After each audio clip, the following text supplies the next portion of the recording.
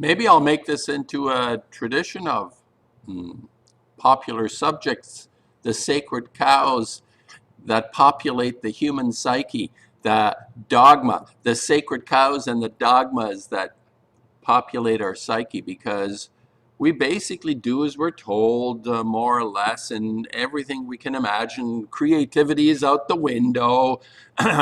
Creativity is something that is relegated to it's a kind of actually it's a kind of dogma as well, because institutions are created around creativity.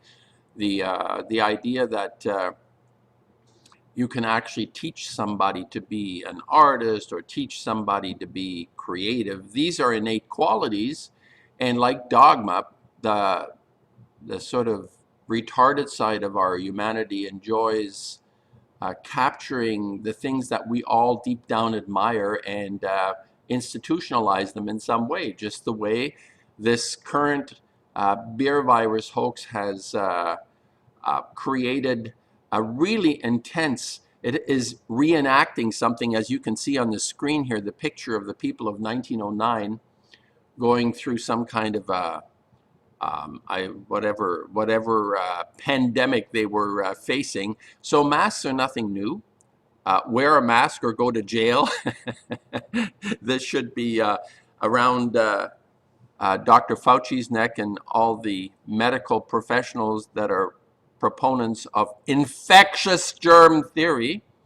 And this is a really excellent letter which debunks the theory, Pasteur's theory of infectious germs, and sides with the idea of Béchamp, who proved what is called terrain theory.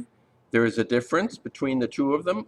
One considers the microorganisms as entities, whereas Béchamp calls it a condition. And I've always said that illness is based on levels of toxicity and our inability to eliminate the toxins in our bodies. If we're able to eliminate the toxicities, we don't get sick. But this has been the dogma of infectious germ theory has taken hold, which is why after all this time, I mean, this was over 100 years ago, it was already clear that smallpox had been eradicated through sanitary conditions, but they insisted on calling the success story that vaccine presented this. And this is a definitive dissertation proof. The whole hooey of Pasteur, who plagiarized, he admitted it himself, he plagiarized stuff. After his death, his nephew, who hated him, released his notes where he admitted that he made it all up in order to, I don't know, I guess the bastards have a lot more control if they can administer something to you, if they take over your body, rather than you taking charge, we ourselves being in charge of our health, which is sacrosanct. My body, my choice. Since when does the government own my body, right? That idea. So the reason this is all continued is because ultimately the bastards want to control every single aspect of our nature, including our health. And this goes against natural law. The essence of our being is we have a birthright. And the birthright, like I said, is also our innate qualities of creative thinking. Creativity itself is our union with the mystery, what I consider to be a part of a mystery, not an explanation by the bastards and the dogma that they have a clever, the bastards that run the joint have a clever way of turning a truth into manipulating something that is true into their own advantage. But it's paper thin, because read this letter that this professor sent to a proponent of infectious germ theory and completely destroys it.